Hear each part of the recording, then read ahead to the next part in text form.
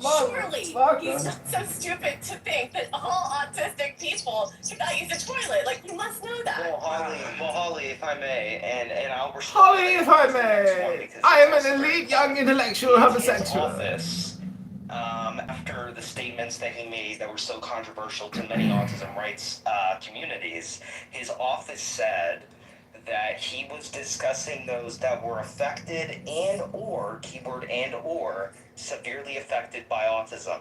So because of that, that means that not only was he talking about who have severe autism, he was talking about those who have autism in general. So because his office came out with that after, and usually, if I'm not wrong, if it's going through an office like that, it's with representation. Sorry, you're like, I'm...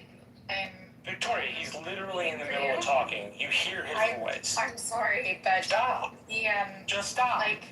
No, stop. You hear his voice. You're not a moderator. You don't have the right to interrupt. It's rude. Marshall, stop. You're an asshole, and I don't... Yes, I am being an asshole because you know better than to interrupt. You were a grown woman whose parents taught them it was rude to interrupt people in the middle of sentences, and you're doing it now. The measles outbreak happened. No, Victoria, Christian was talking, not you. Christian, please go ahead. Yeah, thank you. I'll just move on to the second one. No one puts young Elvis in the corner, Christian. Yeah, Scott. Yeah. Thank you, Scott. Thank you. I'll move on to the second one, Holly. Let's see. So when he was talking about COVID-19, ethnically targeting, he was at a private dinner in New York in July of 2023, and he was discussing bioweapons research. And he said, quote, "There's an argument that it is ethnically targeted. COVID-19 attacks certain races disproportionately. COVID-19 is targeted to attack Caucasians and black people, and the people who are most immune are Ashkenazi Jews and Chinese people." And he also used this same argument later, I think it was actually a year or two back, at a related conference yet again. It was in a private dinner, like it was spoken of there, but it was press released. And he went on to say some major things after that, but that's the main quote that we got from that based on the context. So, yeah, I mean, am I to say that, RFK, is like a terrible person? Well, I mean, that's up to the interpretation, but these are things with context that we know he said and does have some sort of connection or belief to, and because of that, like I said earlier, I think he's a fucking... Thank you for that. Yeah, I mean, that does sound pretty bizarre. Well, I'll give you that. I don't have any commentary on it.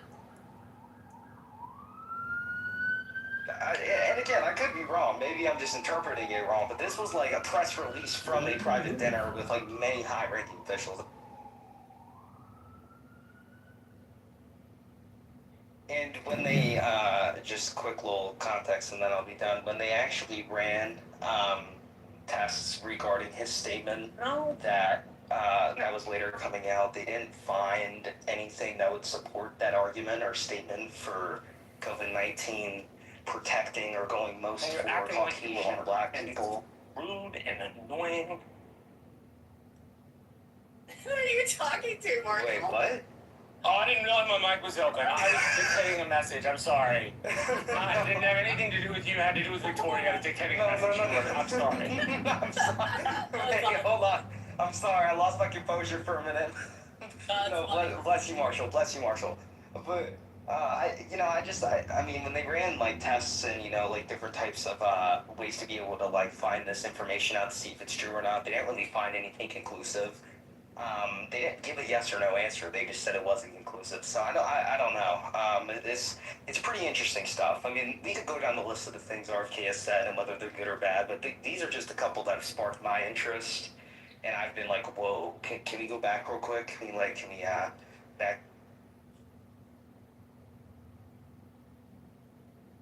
And if you want things that are or are not taken out of context, and I'll do my best to do this really quickly, and again, I'm on ChatGPT, but it's giving the sources multiple interviews, also at the 2025 HHS confirmation hearing, vaccines cause autism. More than 2 decades For of the research involving millions of children this summer. YouTube There is no moderators, causal link fact whatsoever. checkers, Next, quote and time, compliance is it team, pronounced this is a podcast Marisol? discussing the controversy surrounding Robert F. Kennedy. For context purposes, I'm a journalist reporting from ChicagoNewsIncorporated.com, a subdivision of JohnKitoverNews.com. So if there's any medical misinformation being identified in this video, I have put it into context. Vaccines are the only medical products that not safety tested before licensing. That's on the Joe Rogan Experience and Fox News interviews. Again, vaccines are the only medical products not safety tested. That is false. Safety tested before licensing. That also is false. Next, no vaccine has ever been tested against a true placebo. No vaccine has ever been tested against a true placebo. That is incorrect as well. I've been in trials for vaccine. I was in a vaccine trial. It was placebo test. Exactly. Next, on the Lex Friedman podcast, no vaccine is safe and effective. He said that on the Lex Friedman podcast, although it was later disputed that he actually said that. Maybe he claims it was taken out of context as well. Next, COVID-19 vaccines were the deadliest vaccine ever made. Senate confirmation hearing. He claims it was the deadliest vaccine ever made. Senate confirmation hearing. Next, nobody knows how many lives COVID vaccines saved at the Senate testimony hearing. Okay? Multiple peer-reviewed analysts estimate millions of deaths were prevented worldwide. Next, COVID-19 may have been ethnically targeted to spare Ashkenazi Jews and Chinese people. Like me! Christian, July It was safer for me than other people. That's No what that's reputable saying, right? scientific It was evidence to safer support for that me. whatsoever. The COVID-19 vaccine from Pfizer was safer for this genetic model. My heart. The measles vaccine causes all the illnesses of measles. That was on the Sean Hannity interview. The measles vaccine causes all the measles. No, I'm sorry. The dude is a psycho wacko, and although some stuff may be taken out of context, that still doesn't obfuscate the fact the dude is a psycho wacko. Make RFK great again. I still love him. And that's okay. You can love him a long time. I got no problem with that at all. No, and you know what? There's a lot of different people that I love. I love the other Kennedy, Senator Kennedy. I love that guy. He's a funny guy. There's a lot of different people I love. And if you want to keep that opinion, please do. Yeah, in fact, speaking of the Kennedys, haven't the entire rest of the Kennedy family basically wrote off RFK? Didn't they basically disown him? Yeah. So essentially, a couple of days ago, and I think it might have been this week actually, Senator Kennedy, the liberal, The guy who drove off the bridge. He essentially stated. That was Ted Kennedy. He's dead, sir. And the name of the bridge Oh, was okay. Kappa. Sorry, my bad. That That's what was I was Kappa asking. Quiddick, and he's dead. Yeah, and essentially he was talking about how RFK's suggestions and general statements directed at autism and other controversial topics are completely stupid. And I think he put that in on social media pretty recently, and if he did not, he's definitely said it on an interview, because I've heard him on CNN 5,000 fucking times, and I never get his voice out of my head. And by the way, when you ask Colin, I'm glad you asked this, what type of room this is a Reverend Scott room. Absolutely.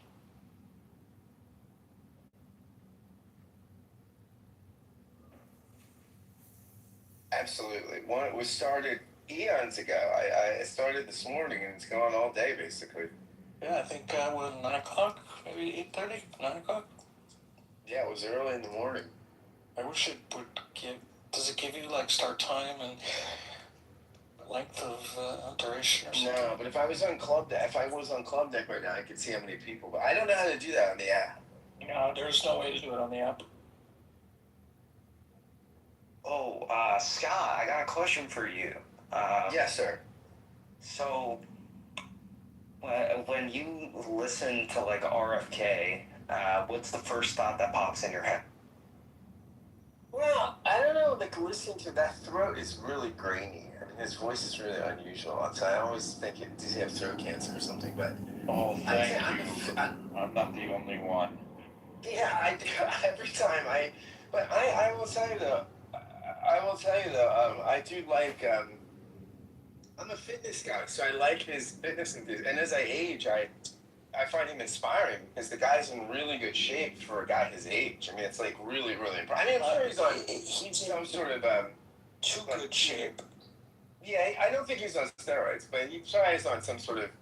That's not natural. testosterone. But, I don't know. It just when I see a But he picture of can him be without a- his he can shirt be- on, it's repulsive. But you can do stuff though. Well into his age. Like, if Do you diet think he and spends exercise- that many hours a day, given his schedule, in the gym? Forget about breakfast cereal. I think RFK should have a red warning on him. Might be cancerous. I think before he got into the cabinet, he did. Yeah, I mean, I think the guy's worked out all the time. He's a fitness junkie. So I agree with a lot of what's been said. I think his views are a little eccentric on certain vaccine stuff. I think he would have been a good EPA person, but he probably would have had to be appointed by a Democrat, right? I mean, he's been a Democrat most of his life. His environmental views are more regulatory, probably too regular. At least they were. I don't know what they are now, but I don't know if they've changed since he's been in the administration. But yeah, I agree with what Steve said. He's much more qualified, I think, to be EPA director. But I mean, Trump rewards loyalty. I mean, Trump sometimes. I mean, sometimes. But I mean, He did it with Pence. He didn't with Pence, and he didn't with Giuliani. Yeah, that's the thing. That always surprised me that Giuliani didn't get more of a reward, like a cabinet spot, because Giuliani in 2016 carried so much water for Trump, man. I mean, that guy really, really sold himself, over to the Trump campaign as far as a surrogate and supporter. And he did not. I don't think Giuliani was treated that well for a guy that really, it was really a key, I think, advocate, but. Well, Well, he you was shouldn't allow yourself to be filmed on a bed. Yeah, right, Sasha, but what do you exactly? He was also had a lot of heat on him dealing with the election situation, right? He was involved in the whole Georgia elections. Right, yeah. Yeah, so maybe that was part of it too. Oh, and Scott, I got one last question for you. Absolutely, buddy. Anything for young Elvis. Stop. I like to think I was in on the ground floor when the star was rising. It's amazing. No, thank you, and yeah, I mean the show's up and coming this upcoming weekend, so it's fantastic. But when you go to vote in the 2028 election, and you have the choice between Gavin Newsom and you have G.D. Vance or Ivanka Trump, whoever's running, I don't really know. Or I've heard a lot of different, Republicans step up to the plate. Who are you voting for? Because I think at this point it's like shit versus shit, and it's like we have no good candidate. So like who are you going to vote for? Look, I will likely vote for the Democratic nominee, but I'd like to see that nominee be. My governor is great, Josh Shapiro. I think he would be a really great. Never make it through the process. Yeah. I like Rahm Emanuel. He won't make it through the process. Do you think somebody that would make it through the process? Yeah, that's tough. That's tough, right? I don't think Shapiro's running. He doesn't even have a war chest. Like, a lot of people were citing Gretchen Whitmer, and I think she would be a strong candidate on the Democrat side. However, ever since that FBI sting operation in which they were touting as she was being kidnapped and then the fallout from that, she's been very much quiet and hasn't accumulated a massive war chest. They keep throwing her name up there, but she hasn't come out and, in fact, she said the opposite, and she hasn't built a war chest. The only one that's done it is, what's his name out of Pritzker, and then, yes, and then Newsom. Well, Pritzker just writes a check to himself. I think Newsom will be a weak candidate. I think Kamala Harris shows that for Democrats, somebody that wins statewide in California, that doesn't mean much, I don't think. I mean, Whitmer, I agree, before the FBI, yeah, would have been stronger. I think anybody from a swing state, that's why I like Shapiro as a swing state governor, but yeah, I don't know. I mean, I don't know who could get the nomination. But Shapiro couldn't deliver Pennsylvania for Kamala. That's where I'm saying he's not going to make it through. Like, even he probably won't make it through West. It wasn't that he couldn't deliver. Kamala couldn't deliver Pennsylvania for Kamala. She was a weaker candidate. Like, all the swing states went for the opposite candidate. One of the problems she had, the Philadelphia Democratic chair had been worked with by every Democratic campaign since Bill Clinton. Her campaign never even bothered to pick up the phone and call the man. He didn't even get a phone call to say, hey, we're coming through the city, we really need your help to set up a rally. Right? Like, I've got to go to this Ken Paxton thing, and I'm not a Ken Paxton fan.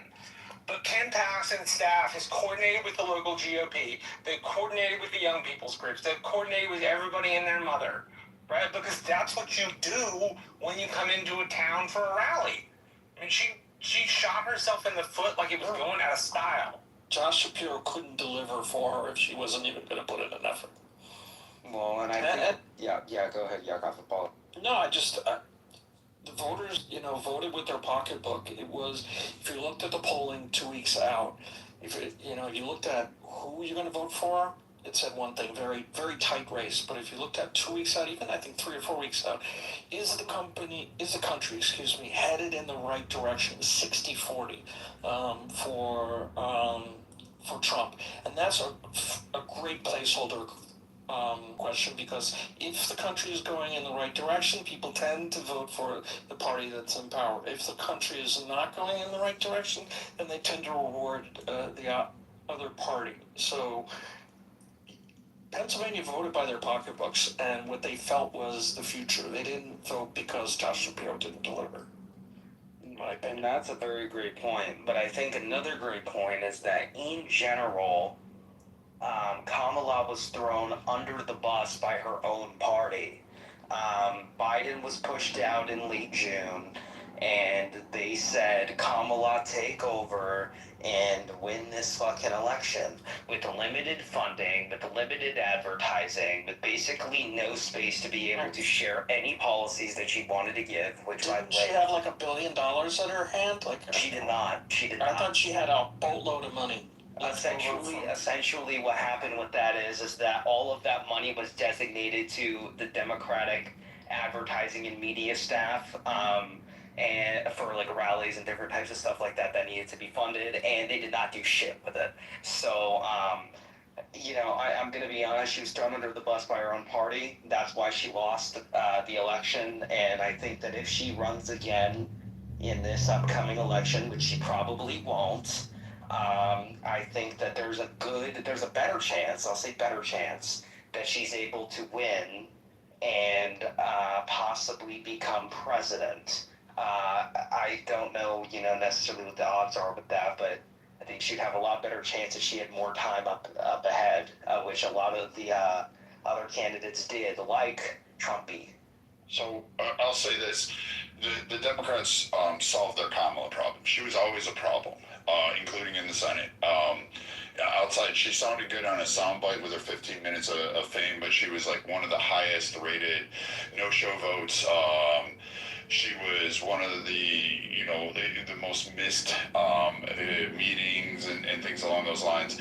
So she had a lot of problems with it, and they had a Kamala problem because she was tied to the money from the Biden-Harris campaign. She was the only one that could actually obtain those funds. So in order to move her out of the way, because she was like, I'm the anointed queen, they basically did what you said, Christian. They threw her under the bus and said, that's it. From optics-wise, she did raise a boatload of money, like a massive amount in a short time frame. It was pretty awe-inspiring. if she runs again, she won't win. She won't get past the first primary. And the main reason is the demographics that don't enjoy her.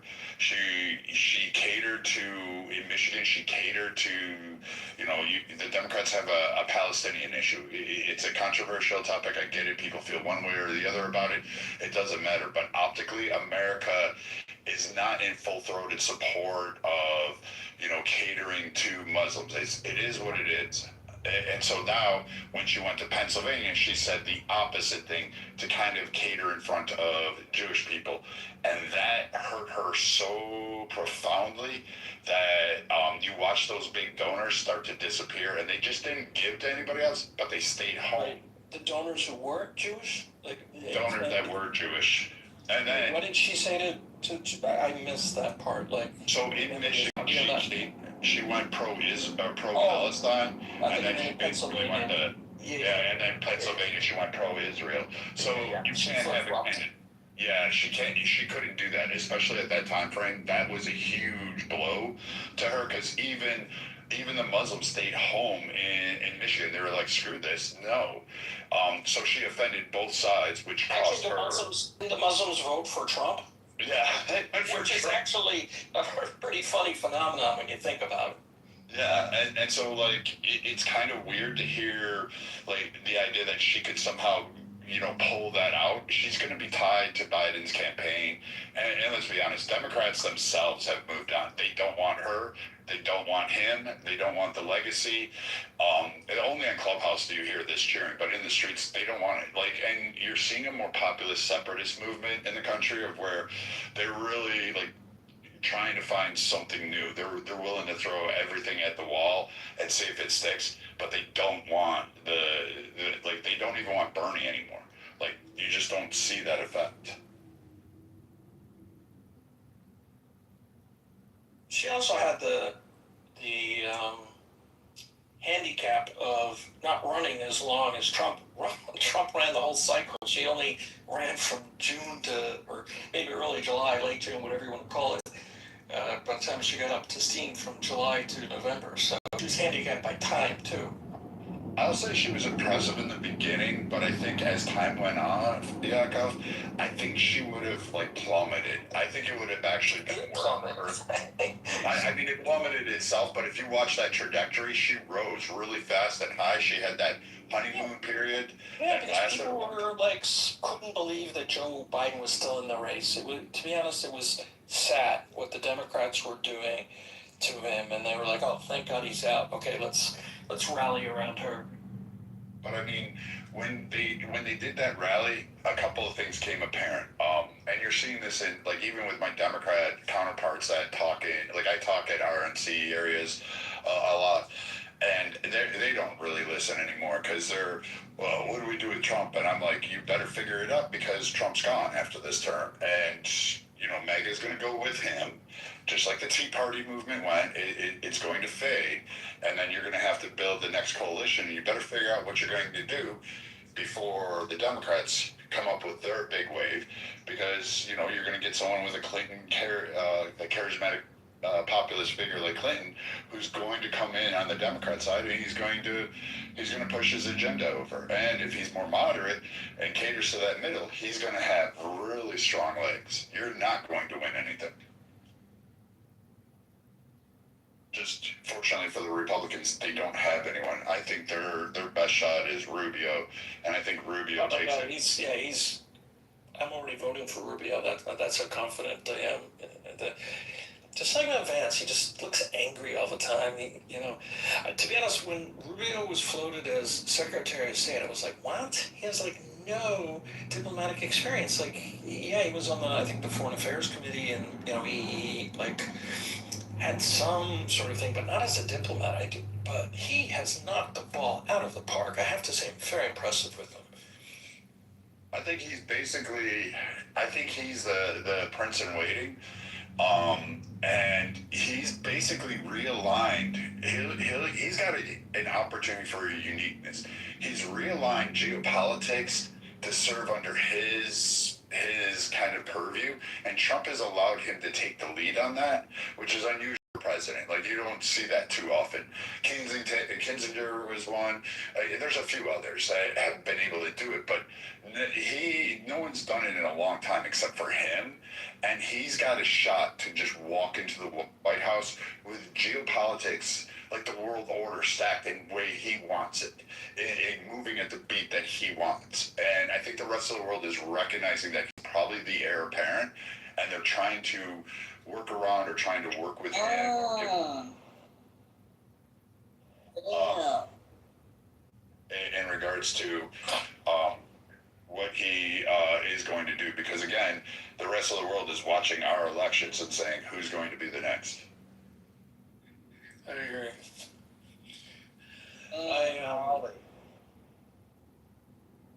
I need to take a shower. I don't know if I'm gonna like close this down. Yeah, that's fine. Close it down. I'll see you out there later, Yakov.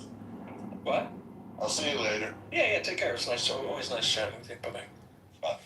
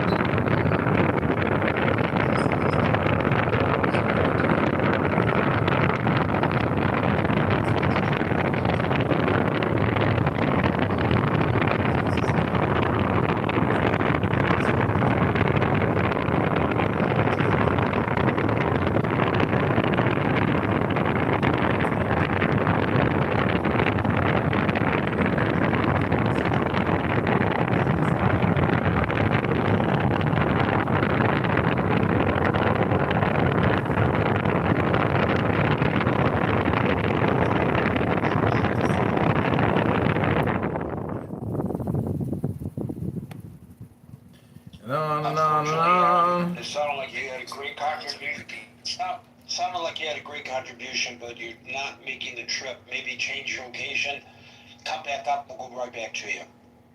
We'll try it again with you. Fata, followed by Steve. Hey, good afternoon, ladies and gentlemen. Gary, it's first time actually I'm coming on your stage, so is there a time frame that we can speak, or?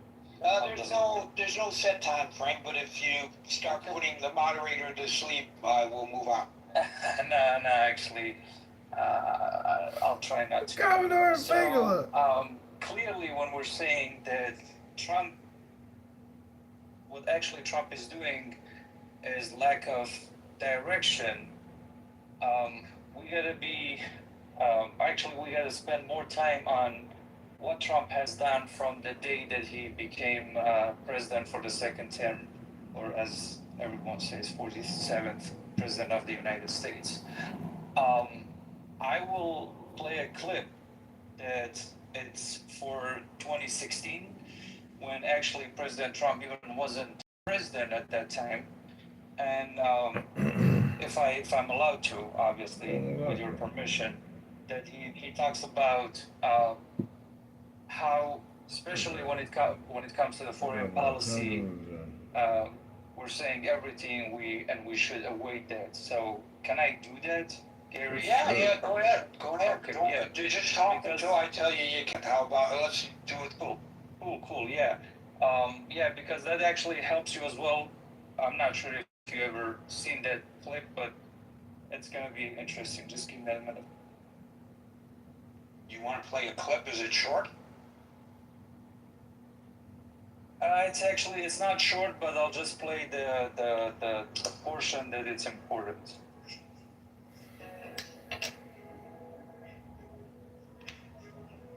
And what is this a clip of? Let us know what we're listening to. So as I said, it's for 2016, when President Trump was not actually even president at that time. So it helps about most of your questions today. Let's hear it. Won't tell them where, and I won't, in my opinion, the single greatest military catastrophe in the history of our country. Worse than Pearl Harbor, because you take a look at what's happened, and citizens were attacked as opposed to the military being attacked. One of the true great catastrophes. And then there's ISIS. I have a simple message for them.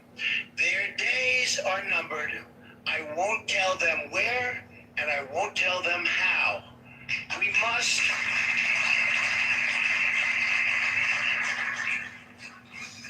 must, as a nation, be more unpredictable. We are totally predictable. We tell everything. We're sending troops, we tell them. We're sending something else, we have a news conference. We have to be unpredictable. And we have to be unpredictable starting now. But they're going to be... Okay, we got it, Father. So what you're suggesting is that the president is deliberately being unpredictable, to use his terminology here, to throw our enemies off. Absolutely. So that was a big portion of my point. So obviously, for the first time, for first 4 years that he was president, as we all know, I was way younger at that time. I wasn't in politics that much, but even as a student, I could tell there is a huge difference between when Obama's speech and Trump's speeches. Obama uses way more, I would say, politically phrases which Trump is not familiar with. So, but in the second term, which is the past year and a half and 2 years, we can clearly see that there's a lot of changes in the way that he's being a president of the United States. So I'm trying to make it as short as possible, but my point is we're not being honest with ourselves if we say President Trump doesn't have a strategy when it comes to Iran. What he was doing in the beginning of the war, in the beginning of his presidency last year, he started dealing with Iran in the first days, if you remember, and he brought it up, the nuclear bomb issues, like I would say in first 45 days when he was in office, because he very well knew how this regime is, how they're gonna act, and how they are trying to buy time and jumping from this president to the next one, and hopefully they're gonna do the same thing what they did with the JCPOA, that it bought them a lot of times, like years and years of talking and negotiation, which resulting of getting billions of cash from the great country of United States. On the other hand, President Trump knew what he's gonna get into, so he started as soon as possible when he got into the office. He gave them 60 days. The Israel attacked them in the 61st day. For the second time, when it, as they call 40 days war, he was kind of hoping that he could get the same result in Venezuela. So what he got in Venezuela, I was saying that, and obviously in Clubhouse, as a Kurdish, we have our own rooms. I say that thousands of times in our rooms that this is not going to work out. In Iran, there is a ideologic Sikh terrorist regime. They're actually not just trying to save themselves and save the regime. They're actually trying to export their ideology out of the country. So this is not Venezuela that the President Trump can have a short a victory in a short period of time. It's going to be way longer, more costly, but even the results going to be better because 90 some plus millions people of Iran, they're going to be finally free after 47 years. So let's take your theory and place it to a test using one of the examples that I stated during the opening salvo, and it has to do with the underground uranium.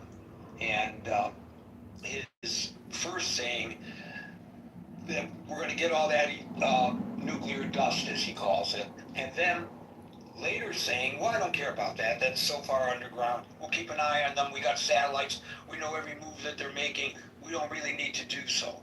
How does that play into keeping the enemy off balance, to use your situation? If I understand your question correctly, Gary, the nuclear bomb is the first issue that United States and the entire world, obviously not the entire world, but most of the world is dealing with Iran. So it's not just, to me, the nuclear bomb is always have been the first excuse to follow up with the rest of demands that United States and Israel has. So I'm not sure if I was able to answer to your question. But he contradicted himself in a matter of days. He said, we will not leave until we get all the nuclear dust. And then later in an interview said, I'm not worried about any of that subterranean stuff that they have. We could keep an eye on it. Don't worry about it. I don't worry about that. So that's a direct contradiction. Now you are proposing that he directly contradicts himself in order to throw the enemy off kilter. How does that help in that regard? So if you're actually asking about, I'm coming back to the clip that I played. So it's just comes back to, it's kind of really hard to predict President Trump's next move. When he says something and he says another thing next day, I personally am okay with that, which most of people suggesting to be. He did the same thing in the first few minutes when the war started on February 28th. He told the IRGC people to lay down their weapon. The Iranian people, is the day that you've been waiting for so long. And then as things moved on, and it was not actually the way that they thought it's going to be in Strait of Hormuz, they changed their plan, and now they're coming back to that plan. So I'm trying to answer your question in my perspective. So it's not just the nuclear dust, what he says, and if he says something the next day, it's all about the plan that him and his administration are following it and doing it daily until get to the point that there is no terrorist or such a thing as terrorist regime as IRGC or Islamic Republic of Iran. So to use your example rather than mine, he's not just speaking to the mullahs. He was speaking, in your example, to the people of Iran, and he gave them great hope. And people took to the streets when he told them to take to the streets. They took to the shelters when he told them to take to the shelters. And now I sense that there's a degree of frustration among many in the Iranian populace. I don't have daily contact. I have a little bit of contact. But I sense that there is a degree of frustration that the president gave them hope. They went to the streets and put themselves at risk when he gave them that hope, and now he pulled the carpet from under their feet. So, and as you say, it was because of a change in strategy because of the Strait of Hormuz, but nevertheless, the contradictions don't just affect the enemy, the contradictions affect the people that we purport to be liberating.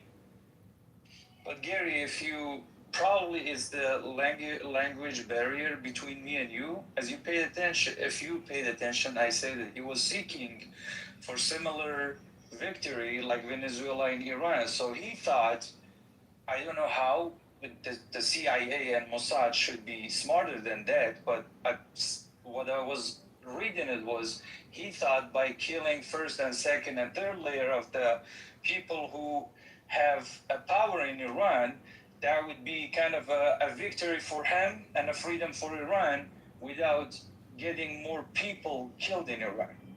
That's what I said, that with the strategy changed, and now, as you said and I said, that we can see his frustration and his going back to the original plan. So I'm not sure if I was able to give you my point and how I was reading the situation. No, I understood your point perfectly. That's why I asked you the follow-up questions. I'm not arguing. I'm asking follow-up questions. So let me ask you a follow-up question to that suggestion. Why didn't they just continue to their policy of decapitation? It's worked. The Israelis have done it very well with regard to Hamas and other terrorist organizations.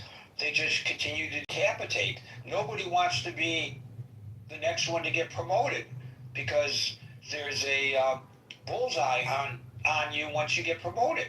So why did they stop then the tactic of decapitation? It doesn't happen overnight with, they killed the Ayatollah. Well, now his son is the Ayatollah. I mean, why did they just continue that strategy? Why would this president say, okay, we're going to switch to another strategy now? Gary, in 1999, when the United States was bombing Serbia, if I'm not mistaken, it was Milosevic, if I'm saying it right. United States bombed about 78 to 80 days, if I'm not mistaken.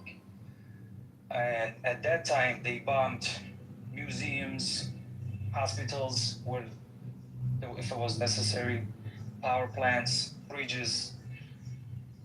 At 40 days, when they were decapitating, if I'm saying it the word correctly as you say it, they were pretty much out of targets militarily. As you probably see on the flags that they have on the picture, I'm Kurds, so from the Iranian Kurdistan. Just the Kurdish parts alone, they hit about 10,000 plus targets. Overall in Iran, they targeted more than 18,000 places wherever and whatever was related to military. So at the 40 days, they were kind of out of options to attacking military places. Now, if these war starts, as you say, the decapitation, it's going to be way more sensitive targets and sensitive places. So my reading was the President Trump was giving the regime in Iran a chance to lay down their power, leave if they want, stay if they want, but they has to change their ideology, which is it's impossible because there is no lose when it comes to ideology. You can kill someone who believes in Hamas ideology, but you cannot change their beliefs. So to answer to your question, I would say they were pretty much right at the point. If they were gonna continue attacking Iran, it had to be the bridges and power plants and stuff. So they just give them a. So I'm going to ask you one final question and then move on, and I'm only doing so because you're an excellent contributor, and I appreciate your perspective. And recognizing that the Kurdish population is not monolithic, but that the viewpoint varies based on geographic the geography. But we all know that this country has asked the Kurds to step up and fight on our behalf in a number of conflicts, and they do so in the hopes that somewhere along the line they will be rewarded with the nation of Kurdistan, which I fully understand and appreciate that desire for your own homeland. But we've always failed you in the end. And do you see this being analogous with the Iranian people, with the Persians, that we build them up and then we let them down? Gary, yes and no. Well, when we're talking about the Kurdistan, talking about an independence Kurdistan as different subjects, different matters, talking about the war right now, what's going on in Iran, and the Kurdish geography or the Kurdish party in Iran is different matter and different subjects. So when we're talking about the current war, we're talking about the Kurds, or actually, at least some groups of people that I'm representing or I'm living with or I'm trying to be their voice are the people that we're talking about condemning or let me see if I can find the right word for it. Finishing this regime, okay? The independence is different subject. So when I say yes and no, you have not failed us, as not you personally, as United States. The Kurds in Rojava or in Syria, they have different ideology that they're clearly themselves, they're saying that they're not seeking for independence. On the other hand, the Druzes are seeking for independence and they're getting support. So it comes back to us as a Kurds in which part we're seeking what. So, but we can see it in Iraqi Kurdistan, even though that we're not independent as a Kurds in Iraq, but we have semi-autonomy, that we have pretty much all the rights that a country, pretty much not all of it, but pretty much we have all the rights that we need. And we always had United States support.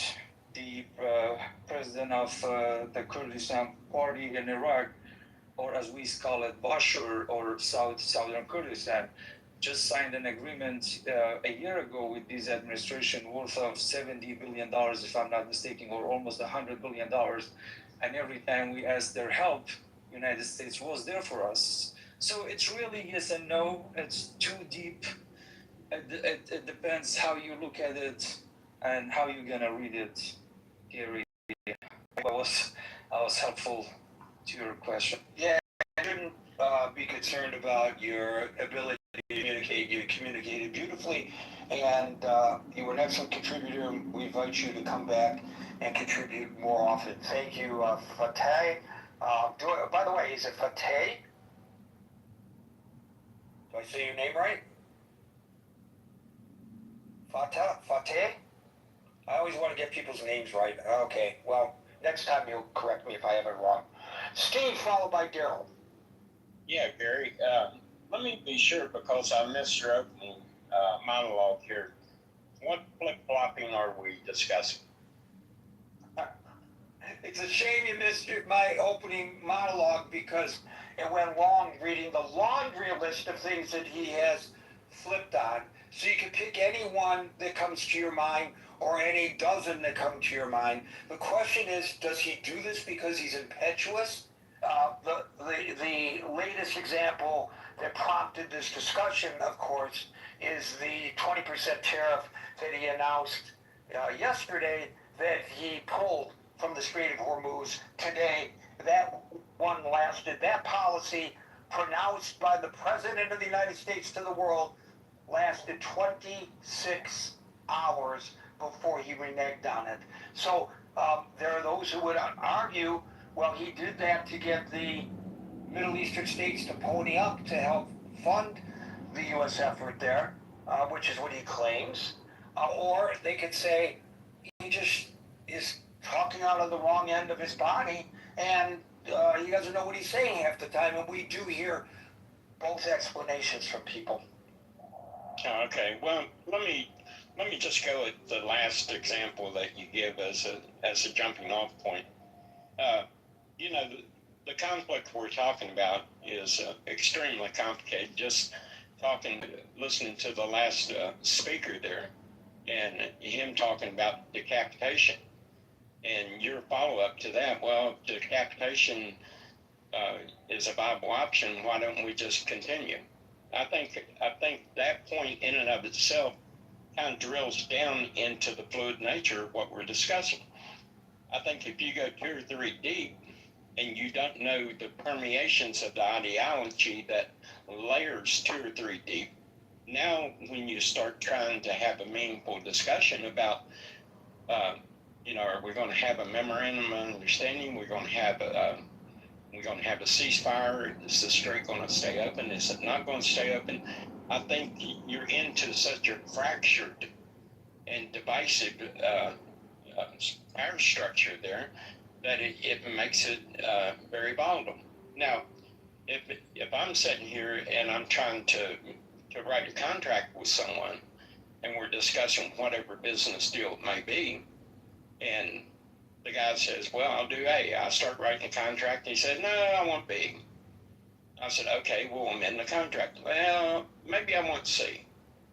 So your reaction to someone that you're engaged in, whether it's a ceasefire or whether it's a business deal, and how you react to it is partially attributed to the person on the other side of the table.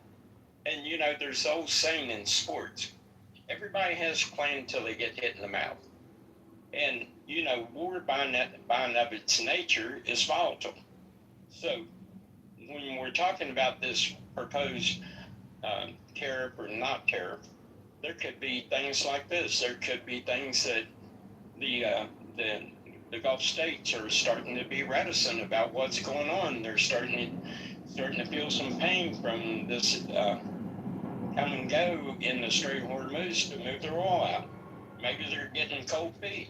Maybe they're not. Maybe he throws this out here, and after he throws it out, he gets on the phone and says, hey guys, dude, we got to come to some kind of understanding here. We got to see this through, or we're going to have problems. We don't know that conversation.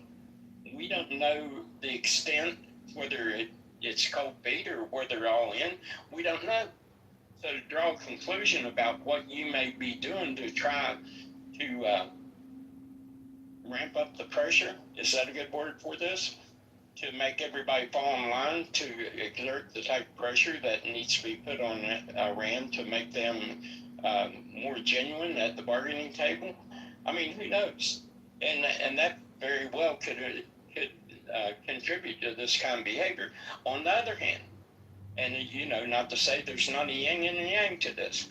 Maybe he just got pissed one night and said, well, the hell with him. I'm gonna put a tariff on him. Maybe Rubio comes in and says, hey man, you can't do that. This ain't cool. Or Vance sits him down, talks to him, and says, you got a little off key there. That could be too.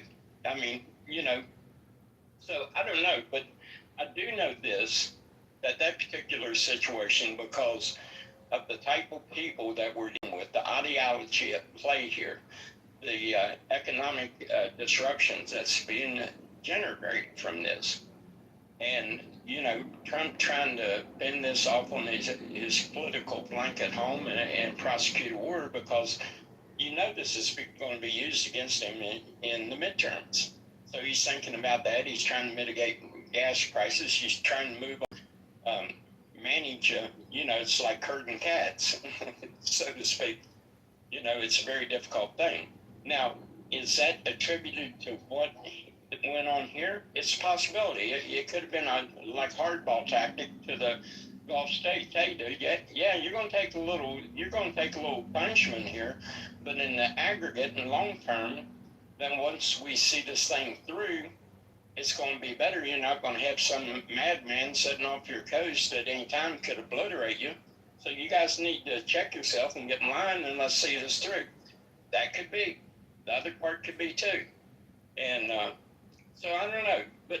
But to say that all these things in a very complex and multidimensional situation, especially something that involves war, where you're trying to fend off your political allies on your backside while you're trying to prosecute against a very unstable and ideologically driven regime that's fractured 2 or 3 deep, that you don't know who's in charge or what their reaction is going to be.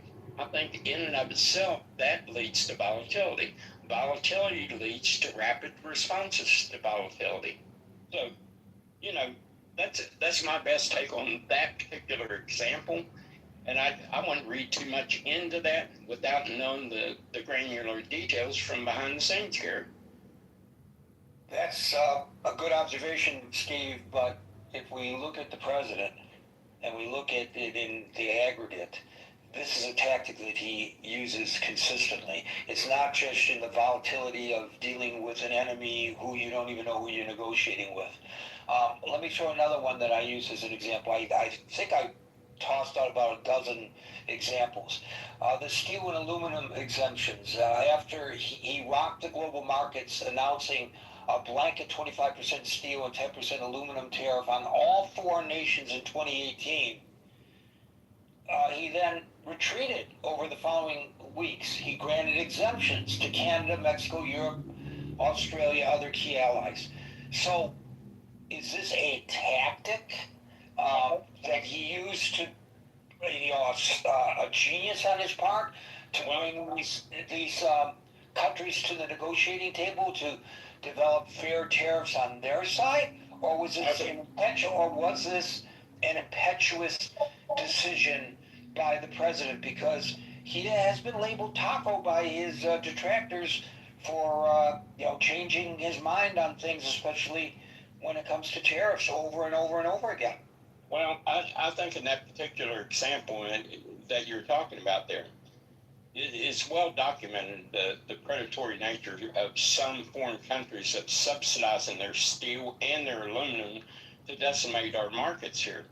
Now, the question you have to ask yourself, was those people that were subsidizing and selling steel and different metals in the United States, and which is absolutely a national security risk, that if you can't produce these things and you get into a war and you got to make tanks, you got to make planes, you got to make rifles, and you don't have the capacity to do this is national security.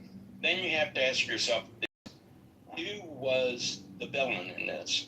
China's been perpetually at it. Japan at one time was a major player in the steel industry, dumping steel. This is something I know as a reporter is well documented. Now, the question was this damage coming primarily from Asia? Was it coming from Europe? Was it coming from Canada? Was it coming from Mexico? The examples that you laid out that he retracted from.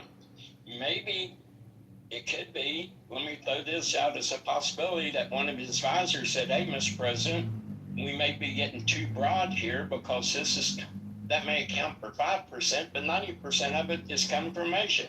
So pull that back. Let's focus the thing on where the real damage is coming from, and let's take it from there. I would think that would be a very reasonable thing, and might explain that. Do you disagree? No, but then the question becomes, why didn't he talk to the advisors before imposing a blanket tariff, to use this example?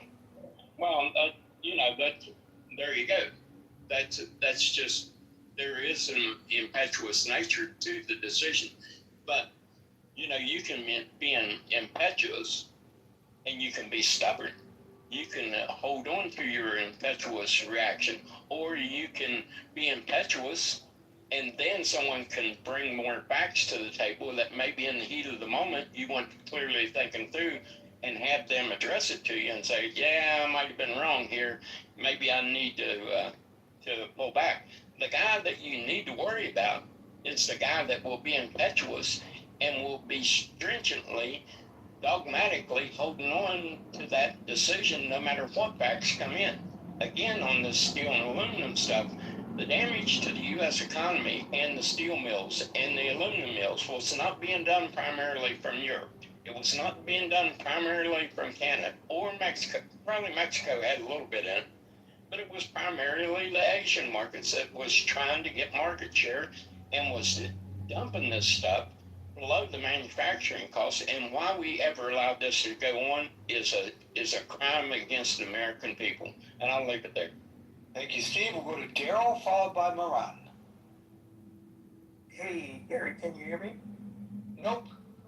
Okay, so a couple of things. So the vast majority. Why do you ask me? Why do you ask me? If I say yes, you talk. If I say no, you talk. Why do you even ask me? Well, because remember before I was having this problem, and you would be like, Daryl, I can't hear you. Daryl, I can't hear you. I guess whatever the gods, the clubhouse gods fixed it. So Just presume I can hear you. Gotcha. If I don't hear you, I'll let. Gotcha. So the vast majority of the oil that's transiting the Strait has already been paid for, right? So when he said this yesterday, there were a lot of people scratching their heads because they were wondering, well, how exactly can you execute on this tariff? One, and two, if I were like, let's say, a country that has already purchased this oil, and you're now going to tariff me for oil I've already purchased, could this be considered an act of economic aggression? And I think, this is just me personally, I think he said this just in his manic modes. And, to Steve's point, someone probably came and said, hey, you can't do that, to Steve's other point, this idea of, well, we're going to get the Gulf states or we're going to get these oil states to pay up, right? But they're already paying up, the whole, and I've talked about this a million times, and I know people are hearing me, is that when we negotiated the petrodollar, the agreement that Henry Kissinger made with the oil producing countries is that we will provide them with military protection if they settle their trades in US dollars. So someone is telling him, hey, we've already negotiated this thing. Historically, you can see after we started putting bases around the Gulf states, particularly in oil producing countries, that was the agreement that Nixon and Kissinger negotiated. I just don't think he actually understands what is actually happening. I don't think he has enough knowledge of what has happened. And this is why someone has to then come and tell him after he's tweeted or truth, I don't know what you're supposed to call it anymore, that he's already saying something, and the smarter brains in the room have to come in, pull him in, and say, hey, you can't do that.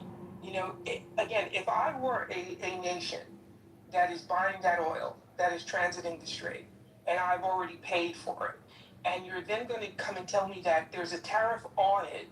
This is almost like an episode of The Sopranos, you know, where they go around to the local businesses and, hey, you have to pay us for protection, and so we're going to make sure that nothing happens to you, but you're going to give us 10% or 20% of your business.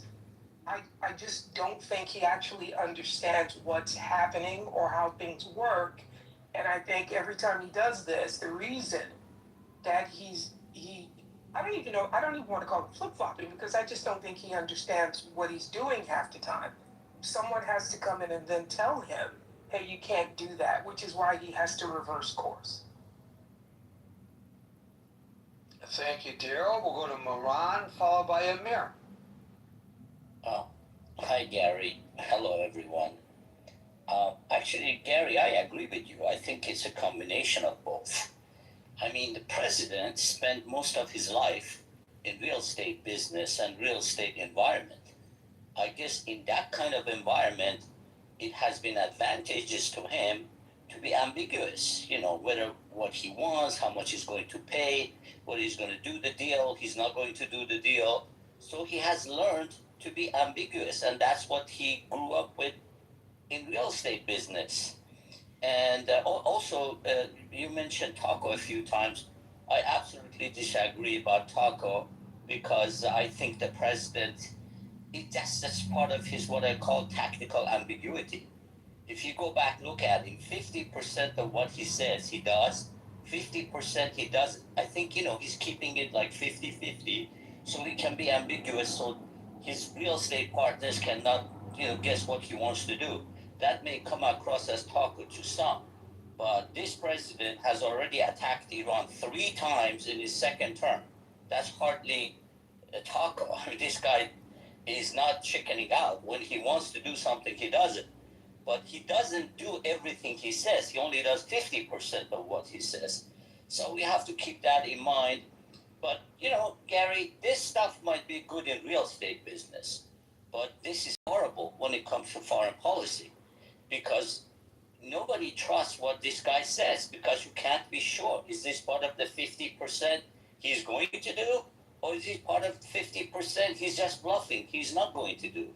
And that's the issue, the difficulty with Trump, because you don't know what he's doing, and that's why whether they're your adversary or your allies, they can't trust what you're saying, and that's really bad in foreign policy. And unfortunately, he has surrounded himself with people. You know, he handpicked in his second term all the people who would not mention that to him, and because, you know, the experience showed from the first term, if you tell him that, you're out. You're going to get kicked out of the administration. And these guys would give an arm and a leg to stay in power, to stay in the White House, have access to the president, the strongest, you know, man in the world. So unfortunately, most of these guys are not going to mention it to him, and he's an 80-year-old guy. He's not going to change tactics. He's going to remain the same. We just have to wait till his term is over. Otherwise, this is intentional, it's deliberate, it's something he picked up in real estate, and he's going to continue to do it. And it's not out of cowardice or he chickens out. He does 50% of what he says, not everything. Thank you, Gary. So, Moran, you added to the conversation an aspect that I had not mentioned and nobody heretofore has, and that has to do with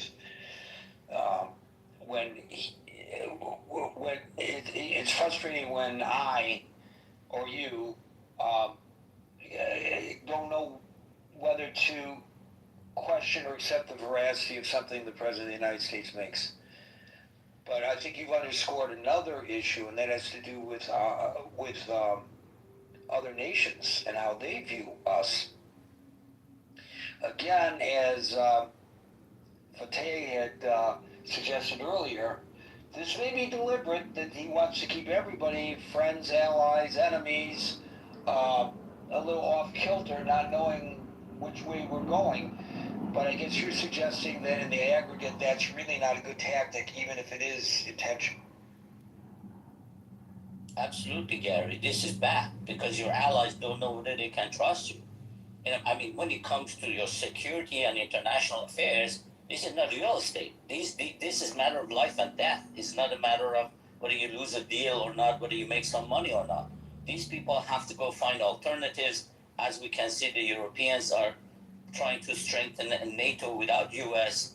Germany is rearming. Japan is doing the same. Japanese and Koreans have hinted that if they need be, they can go nuclear. I mean, there's a lot of stuff being said which is not good for international affairs, and it's all the result of not being able to trust what this guy says, because he only means 50% of what he says, and it's a guessing game which 50% he means and which 50% he doesn't.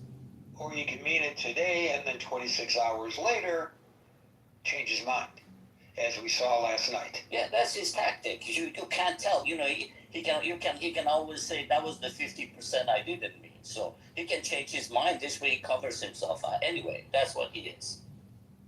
By the way, at the end of the our gathering here, I'm going to have some breaking news on the reflecting pool. That was, if you want a sneak preview of it, click on the main chat above and see what William posted and what I researched and found based on his posting. You're going to think that this came from The Onion. When you hear the real damage to the reflecting pool. Anyway, that's not today's topic, but I want to end on that note in a few minutes because I'm stunned. I'm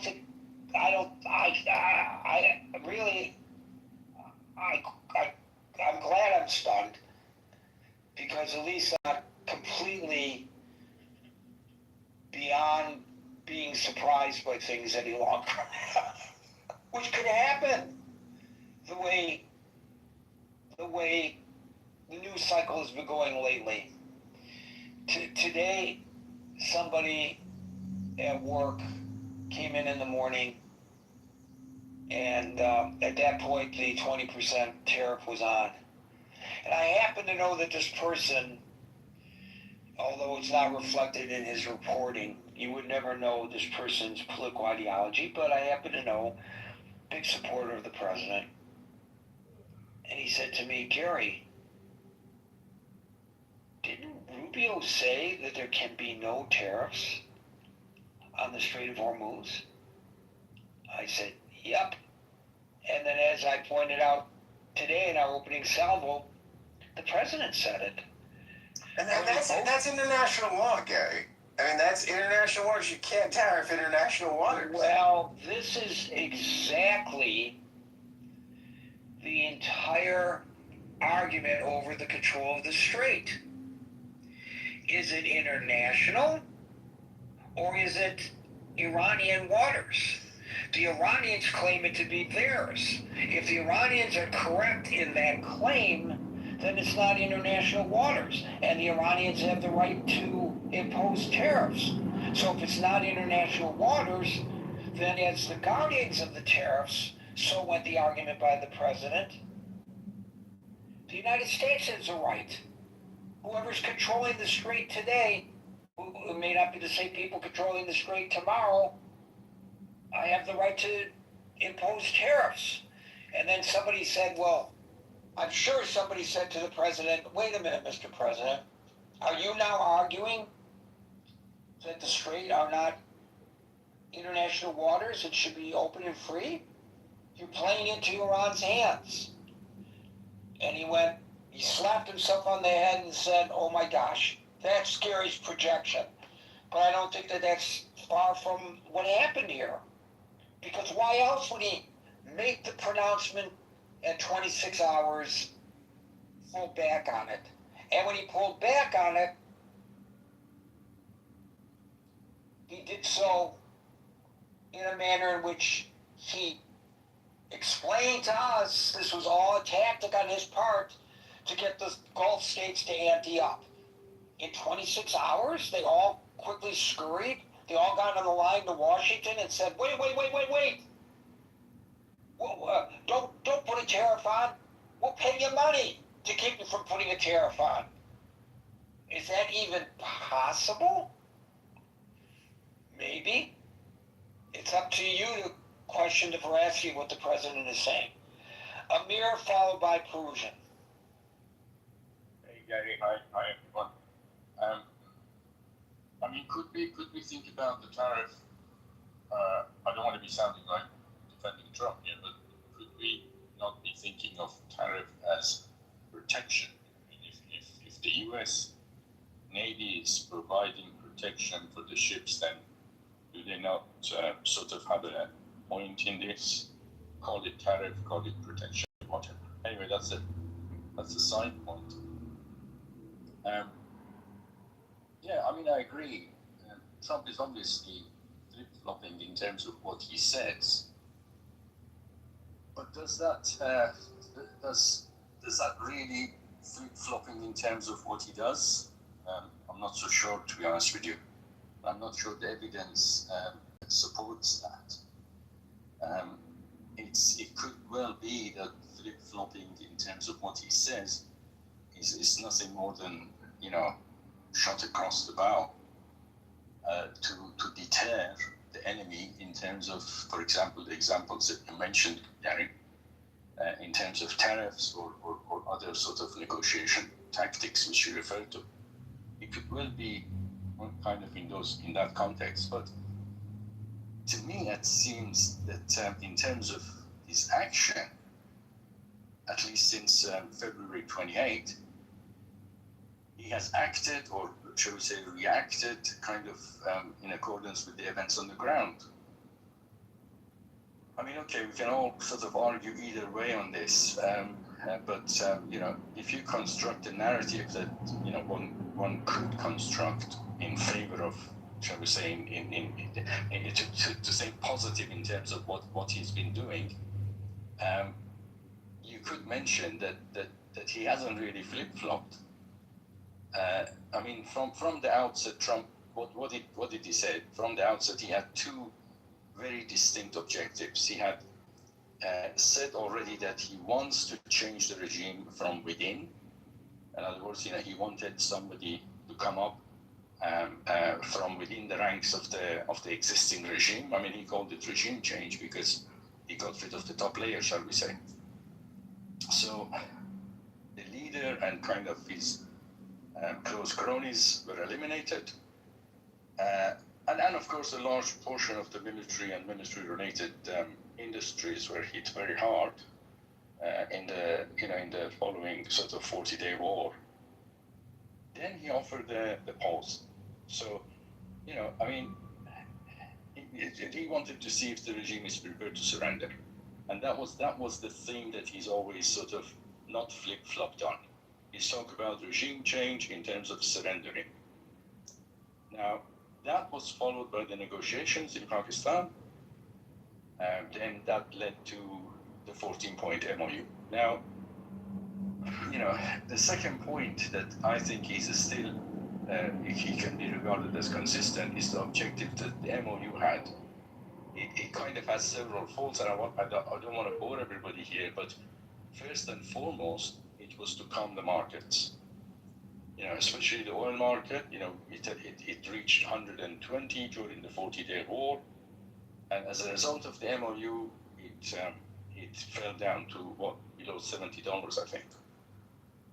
So the second aspect, it was to kind of observe, shall we say, or monitor the internal power struggle in Iran, which by the way is still ongoing, and it is getting worse.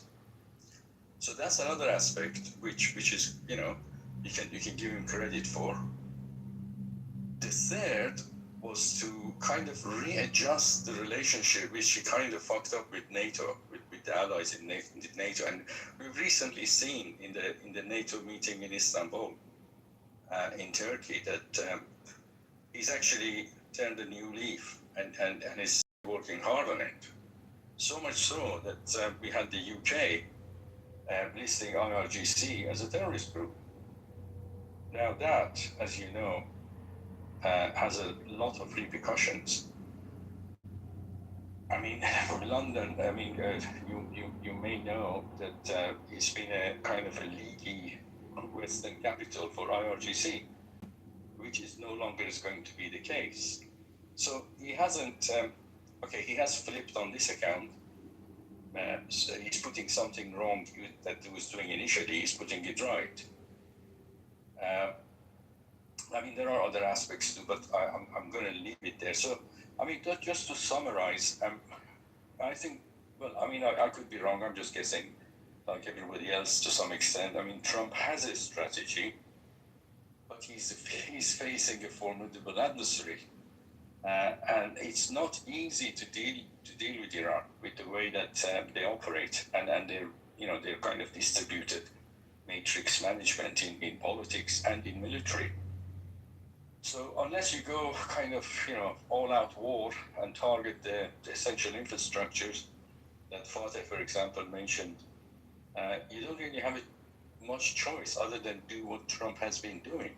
Right, but we're not just talking about Iran in a vacuum. We're talking about 1.5 terms in office in which he has consistently changed his position on things quite rapidly.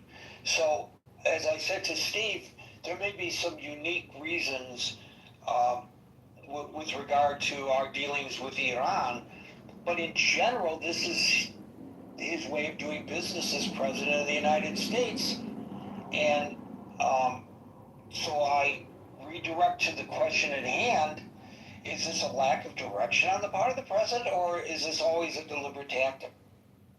So in terms of actual actions that is sort of fed into some deeds taking place and having a real consequence, what example would you give? Well, I raised that issue in my opening salvo. I said that, I gave the argument and the counter argument, and one of the points that I made was that some people, might say they might not like the president's demeanor, they might think that it's atypical, but also if you look at it in the aggregate, and I've heard people argue this right on this stage in general, if you look at it in the aggregate, he's very successful in getting what he needs to get done or wants to get done, and that he's accelerated this kind of a tactic in the second term because he was unable to get everything he wanted in the first term. I don't know, does that answer your question? I mean, I'm not a fan of Trump personality in court, but I want to understand what in material effect has he flip-flopped on, which has resulted I read a dozen different things that he flip-flopped on. I mean, I'm not going to go through them all again now, but he's flip-flopped consistently on issues over and over and over again. The tariffs is a prime example. So he says one day we're going to bomb them into submission, and then he's not bombing them into submission. He says on one day that we're not going to pull back until we get the nuclear dust. Then he says, I don't care about what's happening subterranean. We're watching it with our satellites. We know what they're doing. So he contradicts himself constantly. We all know this. The only question is this a tactic or is this a ship that's rudderless? But I've just outlined my example for you that what he talks, you can ignore. What he acts, what he does, isn't that inconsistent? Isn't that much of a flip-flop? If you look at it from 28 February. So when the president makes an announcement, as he did yesterday, we are imposing a 20% tariff on Iran. We should ignore that the president of the United States made such a pronouncement and wait to see whether he's really going to do it? Yeah, I mean, I would just. Well, what about when he said in the same breath, we're going to reimpose at 4 o'clock tomorrow, meaning this afternoon, the blockade? Are we supposed to suss out which part of that, the veracity we accept, and which part of it, the veracity we do not? Or do we say, well, that's what he said, but it doesn't mean anything until he actually does it? Don't the words of a president of the United States have consequences or not? Not this one. I mean, I'm sorry, I'm not a Trump fan, but I think we should ignore what he says most of the time and concentrate on what he does most of the time. I think that's what I would say. I would leave it there. Well, that's really odd to suggest that to a journalist. Ignore what the president says. Well, I mean, I think that puts you in the same camp in some regard, maybe from a different perspective as those who have been beating me up on Facebook for quoting the president. How dare you quote the president without saying that he's a liar, is what they're telling me. You're not a real journalist. If you were a real journalist, every time you quoted the president, you'd say he's a liar. Now maybe we take it a step further. Don't quote the president. Don't listen to what the president has to say. I think for me, a person who's been a journalist for nearly 60 years, that's the line I can't cross. I can't cross that line. I just can't do it. That's like saying stop breathing. Gary, don't listen to what the President of the United States says. Maybe other people are capable of doing that, but I'm saying that my personality, my perspective, my experience, bring the oxygen tank in. I can't breathe if somebody says to me, don't listen to what the President of the freaking United States says. It's just unfathomable for me to conceive that as a possibility. Now, maybe that's a failing on my part. I don't know. But I'm telling you, folks, that's where I am. Perusian followed by William. Hello, Gary. Good night, everybody. Dear Gary, you know, the Iranian are people who sometimes think about America meddling in this coup d'etat in the 50s, you know. And I think the president is trying to somehow, you know, he's facing actually a regime like a tree that has that its root has been destroyed by some kind of an insect, and it is already falling tree. So he's sitting beside organizing a World Cup in his nation, and he doesn't want to go to all-out war during a World Cup. Watching how the Iranian economy is going down and down and down and down and more, destroying slowly but slowly important infrastructure of Iran. At the same time, the Iranian people are watching how their country, their beloved country, my beloved once country of my parents, is going, you know, it is humiliating. It's a reason to be ashamed of how our leaders in Iran, they are not my leaders, but the leaders of the Iran, the country, are destroying slowly by their madness and by their Putin-led strategy. You know, he's sitting aside, and one day he said like this to be able to say someday, look, I've tried all I could do. I give them a chance, and another time I give them another chance, and they haven't used it, and then I even ask Israelis to not go all out to the war, and then I stopped them again, but then I supported them again because Israel is important for us, and one day it is actually, if you watch into this picture from far away, you see it is actually a competition between Russia and America. The Russians, who are actually actually right now the actual rulers of Iran, because all those corrupt Revolutionary Guard people, they don't have any place to live once their system will fall. They can only go to Moscow. They can only go to where Bashar Assad is living now. Their property, their girlfriends, their families, their second houses and third houses, and everything they have, it is in Russia. And the Russians have an interest to close the routes of oil to achieve a higher oil prices, to be able to finance their aggression against Europe and Ukraine. So Trump is sitting aside, watching it, giving them time. He has already spoke out an ultimatum, and I am sure that this tree without any roots, and the roots would be, unity between the people and government, a kind of a patriotism. There is nothing left like this.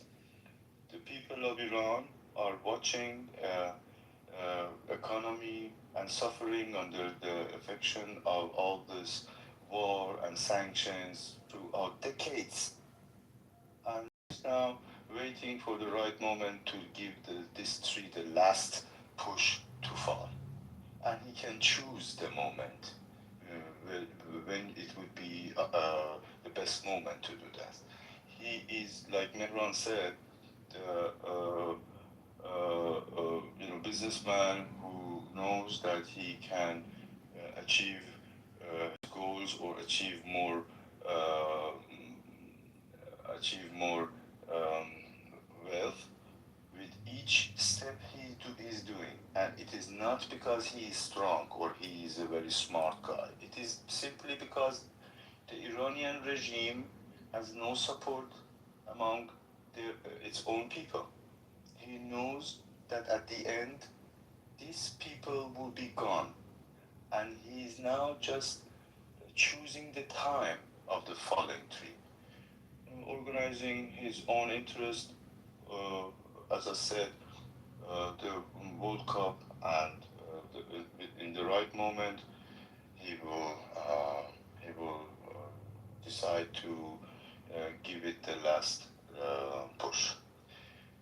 The sad thing is, we Iranians, with all these actions that this regime is doing, we have to pay the price decades to our neighbors for destroying their infrastructure or to making them trouble. They will send us the bill for building up their once from Iranian Revolutionary Guard destroyed infrastructure, and America will have the most gain, and he is letting Putin also have his kind of success moments just for time being, to decide at the end when he is also finishing his interest in Iran.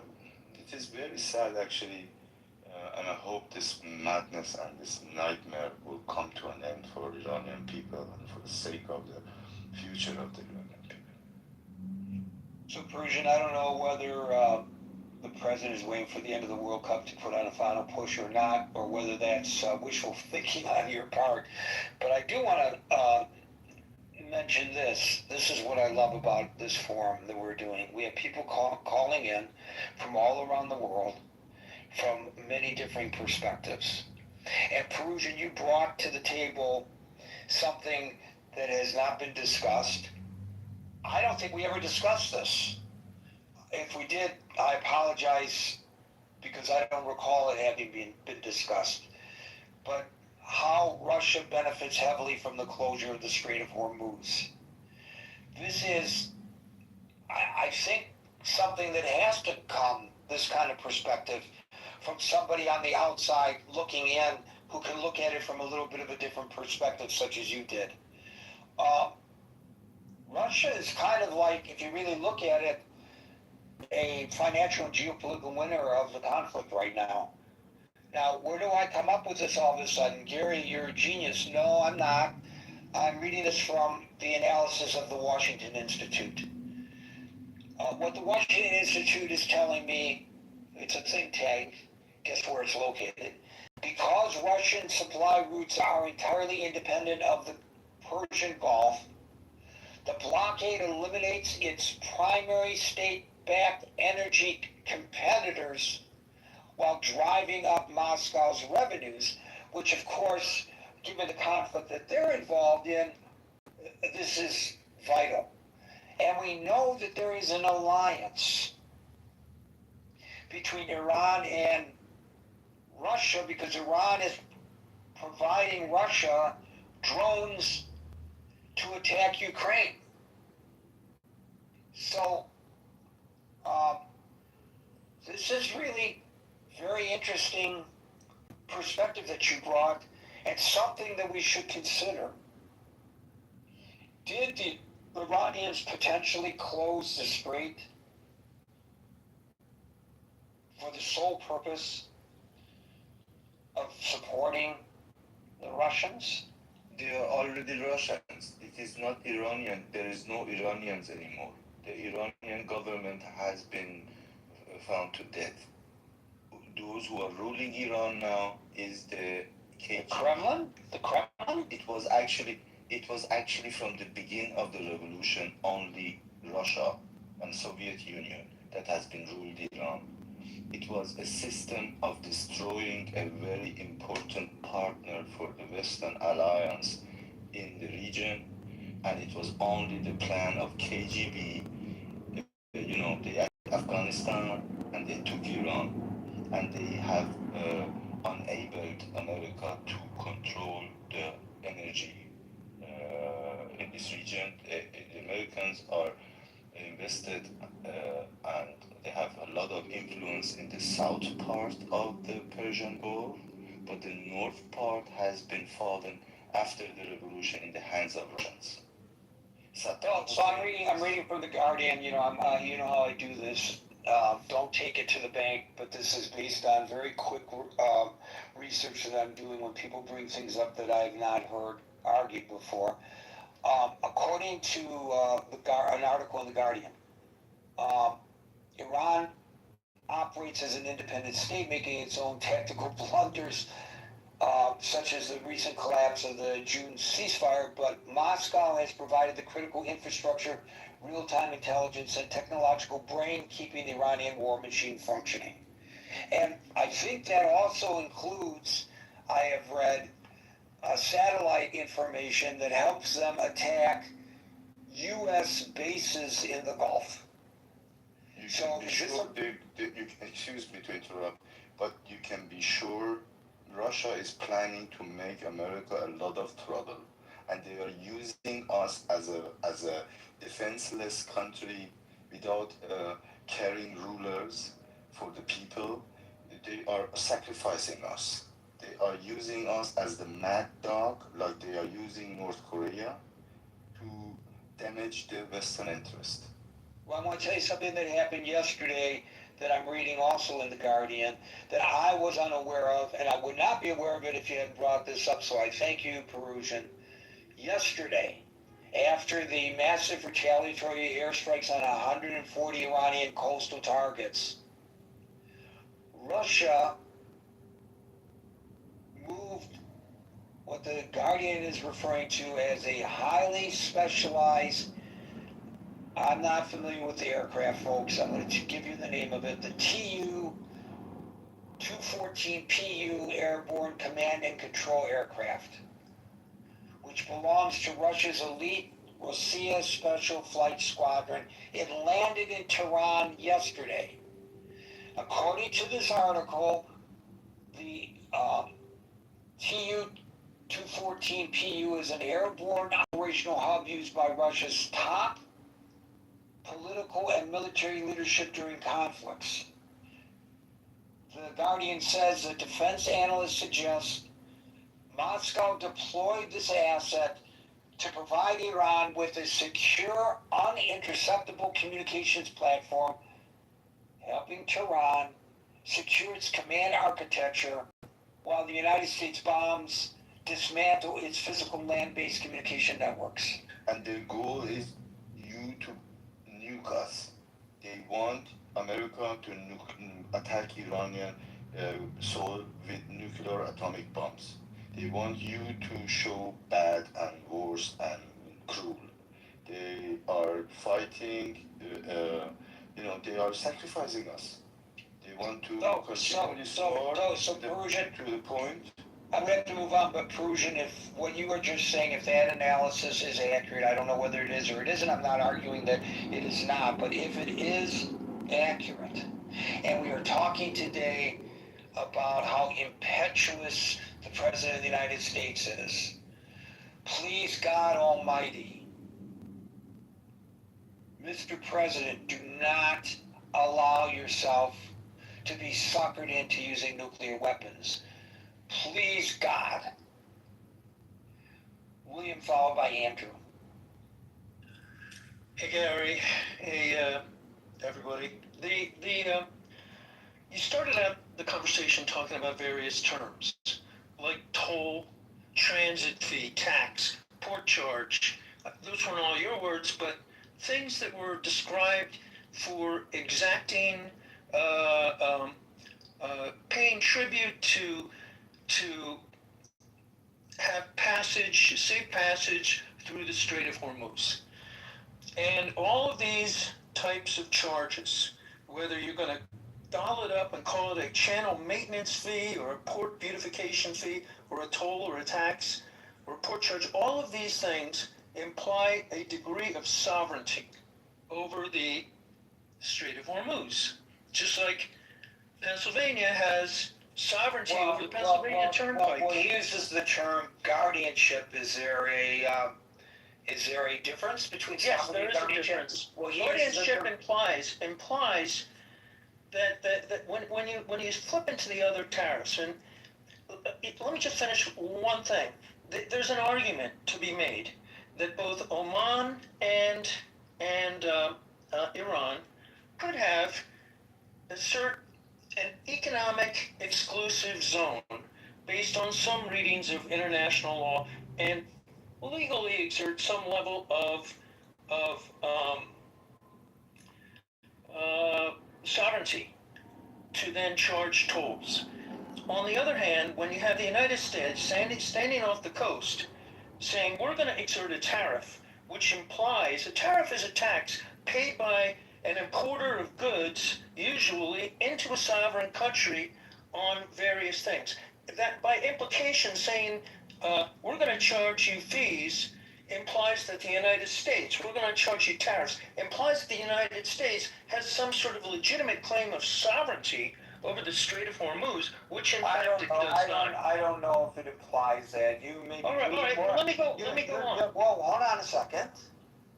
You don't like when I counter what you say, and you want to move on to the next point. All right, please go on. And I'd like you to consider what I'm saying here. I don't think the president implied at all sovereignty. What he was saying was, and he backtracked on it, but what he was saying was, look, we'll keep those Strait of Hormuz open, but we're paying for this. We're doing the heavy lifting. We need to be compensated in some way for this. That's what he's saying. I don't think he was saying, like he says, Greenland belongs to the United States, or Canada belongs to the United States, or Venezuela belongs to the United States. I believe he's pretty unambiguous when he makes such broad claims of, planting the flag, so to speak. He didn't do that in this case. Okay, so then it's more like akin to a mafiosa saying that you've got to pay me for me keeping the Strait of Hormuz open with my guns. It's like the mob going to the Korean business. Let me finish my sentence. It's like saying you're right about that. It's like the mob going to the Korean business people in Detroit. I did a story on this, and saying if you want to stay in business, you have to pay us protection fees. We'll keep you protected, But if you don't stay in business, we don't know what might happen to your business. That actually happened. What mafioso right does the United States have to say, we're going to control this, and rather than pay the toll to Iran or Oman, you're going to pay the toll to us? Okay, so the answer to that question, which is really not germane to the discussion, but the answer to that question is the United States doesn't need anybody's permission to do anything from the perspective of this administration. That's why the Secretary of State said we're going to eliminate the International Criminal Court. International law does not apply to the United States. And how are you going to enforce international law anyway? But that's not the question. We're not arguing, we're not discussing here whether the 20% tariff should have been imposed, whether it should not have been imposed, whether it was right to impose it and then 26 hours remove it as a policy. The question here is the president's flipping on issues consistently. Is that a strategy or a sign of an impetuous, rudderless government?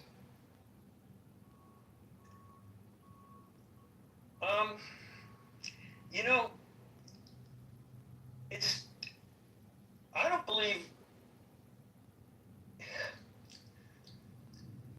don't think it's an either or question. Because you know, what it is, you know, Trump has really got into a war, lost face, was totally embarrassed because he couldn't carry through on his varied, poorly articulated objectives, but really came away with a loss because what he was left with was the embarrassment of having the Strait of Hormuz closed rather than open, so that none of the real objectives were really achieved, and all the United States is then left with is a violation of international American policy that goes back to the founding of the United States Navy, where the United States Navy has stood for freedom of navigation. And so I've heard Malcolm Nance talk about this, that he was conducting freedom of navigation exercises with United States naval ships through the Persian Gulf in order to establish that indeed this is an international waterway and must remain open. And it was open, and it was respected by the Iranians and the Omanis as an open international waterway until Trump waged this war. And they said, hey, you know what? I think we have another resource revenue stream here. So I don't think it's either or. I think it's really the Trump is trying to cover up and save face and save embarrassment from a humiliating loss that exposed weakness, not strength, of the American military to do what it wants, as it will, with or without permission of anybody else, without international law, just to do what it wants when it wants. And so I think Trump is deeply, grievously embarrassed by this, just as Vladimir Putin is embarrassed by his inability to take over Ukraine in 3 days as he promised, and it's going to get him, maybe it's going to get him killed, maybe it's going to get him thrown out of an 8-story window, a man who Trump deeply admires. So I think the wannabe dictators, the wannabe oligarchs, the actual oligarchs, have lost face with the developments of the recent events in the world, and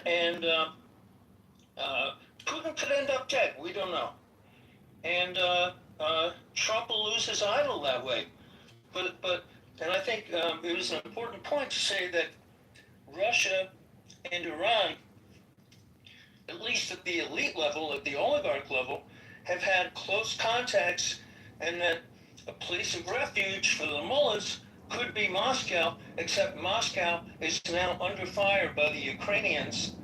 And Russia itself could end up staying together or breaking apart. It looks like the Chinese are making arrangements with the Russian elite to have ties for some sort of elite stability in the event that Putin falls. So I think there's a potential breakup of, you know, we watched the USSR fall, it looked like it was going to be all powerful until it fell apart. And we could be looking at the breakup of the Russian Federation, which I think would be a good thing for the world. Of course, there are those who would argue that the American empire is the one falling apart. So let's hope it's yours to Two things can be true simultaneously. I think the American empire has been damaged by the fact that we are proceeding without allies, which was one of our greatest assets. So, yeah, I think two things can be true at the same time. And it's not just a question of flipping back and forth or different tactics. I think it's just a deep embarrassment that Trump is trying to save face. And I hope the Iranian mullahs, the oppressors of the people, flee to Moscow and take refuge and take their money there, and let them get out of Iran so that the Iranian people can be free. That would be wonderful. Thank you, William. We'll go to Andrew, followed by Fatah. Hi, Gary. You can hear me okay? No. Yeah, I hear you fine. Say no. Yeah, I think it's a combination of both to some degree, and I'll put it like this. I'll be very succinct. I think his strategy in regards to, or I think he's very impetuous. I think he flips at the mouth, but it gets him into trouble. Because people will either take him seriously or not take him seriously, depending on what the situation is. But in terms of NATO and the NATO allies, I think they took him seriously in terms of, you're not paying enough, et cetera, et cetera. And then in terms of the trade and things of that nature against his allies, they've seen that he's been serious about it. But I think it's a failed strategy. Even if it was impetuous at first and then became a strategy or vice versa, it doesn't matter. It's failed. Because what he's done to Canada is push us further away than we want to be, and that we've traditionally been, and there's no going back now. What he's done to Europe is the same, and we're coalescing now with Europe as our partners rather than the United States. We're buying our military equipment from Europe, not the United States.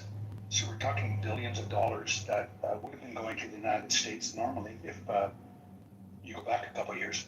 But that's not going to happen.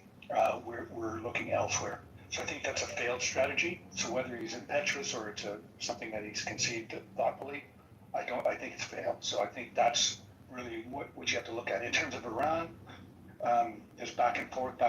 I think that's a failure. Whether it's he's trying to, keep them guessing. I don't know that they really give a shit one way or another. They're going to continue to look after their interests, there being the Iranian government, not the people. So I think that's a failure. And I would like you to consider, in relation to this, it's not really on topic, but Mr. Rubio is trying to dismantle and discredit the International Criminal Court, which you're not a signatory to, but other countries are. And the fear is that many in the administration will not be able to travel to other countries in Europe and Canada, etc., if they do something in Iran that constitutes violations of international law in the criminal courts. So, and it could be related. Thank you, Andrew. Fatah, followed by Daryl. Thank you for giving me another chance for the talk, Gary. What I'm reading, or what actually I'm getting, the vibe from this room is mostly criticizing Trump for every move he does. And it just kind of, unfortunately, it becoming a norm in the United States that, even if someone likes Trump, they're shy to be firm that, I'm actually supporting this guy, which I personally am. I love President Trump. I love everything that he does, specifically what he has done to Iranian people, that we're from there, we were born and raised in there. No one in the entire world has done for these people. So please, just don't be like this. Don't be like those women who were taking Tylenol on TikTok as soon as President Trump announced that, well, Tylenol is the first cause of autism. There were stupid people that they were taking Tylenol out on TikTok just to prove him is wrong. So please don't be like this. That's that. Except it wasn't true. Well, that's different subject. And Gary, you're saying we can't talk about that side that you're arguing. Rubio and Trump said there's gonna be no tolls on the Strait of Hormuz, but anyone who were gonna say, okay, if the United States not gonna take these tolls, there is gonna be Iran. You're like, no, this is different subject. We're not talking about this. How can you say that? Which is, if United States not gonna protect that area, which is there is literally less than 5 or 10% of the United States oil coming from that strait. If the United States not going to be there, sacrificing Americans' money and lives, there is going to be a country who's running by a terrorist regime, taking those tolls and getting that money to the Hamas and Hezbollah and Kataib al-Haq and all these terrorist groups. So what did I say that we're not allowed to talk about? No, anyone who were talking about if there were a couple of people. One of them was the William, if I'm not mistaken his name. He said, okay, if United States not gonna take these tolls, Iran's gonna. And you say, well, this is different subject. We're talking about. No, I think you misunderstood. He was talking about something that was not really related to the topic at hand, which was Trump's flipping on the issues, and I wanted to redirect him. That's all. Oh, okay. I'm sorry. I thought you meant that we. So my point is, if United States is not gonna be there and do that, there's gonna be a regime proudly taking, which is, guys, there is no way on earth these regimes gonna stay standing next couple years, and there is no way on earth this United States and Israel gonna let these stupid or I can't find another word for them at this moment, brutal regime to stand.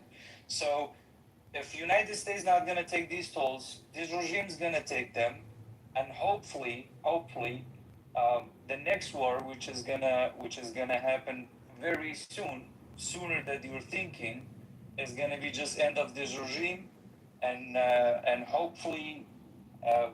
As I said in previous mic, millions of people are going to be finally free in that country. And may God bless United States and President Trump. Thank you, Fatah. Alan, what happened to you? How did you get stuck in the audience? I just happened to see you there. It's the favor of Clubhouse. I've been sitting there quietly. That's what I sent you when the other gentleman was talking. That's what I sent you, that article. It just shocked me the other day. That airplane with that sophistication, it landed the same day. You know, they announced President Lindsey, Mr. Lindsey died, and it's not a coincidence, Baba. It is not. I cannot believe it's a coincidence. There is something is cooking, and I'm sure, as you said, you were 100% right. Russia, since World War II, tried to get hand of free water, and the only places free water is, it's a Persian Gulf to get down there. And they did. As soon as this regime took over, last 47 years, they have the total right of Caspian Sea, which in Shah's time, they had the right of 25%, and we had 75% of right, which the most expensive caviar comes out of that area. Now the Russia is taking them and selling them all over the world, and then they've been handing, they will all the way go through the Strait of Hormuz left and right without any hesitation. So one of the support they have, Iran is giving away the wealth of Iranian just to have them support them and China from the other side. Thank you, Alan. Sorry I didn't see you sitting there.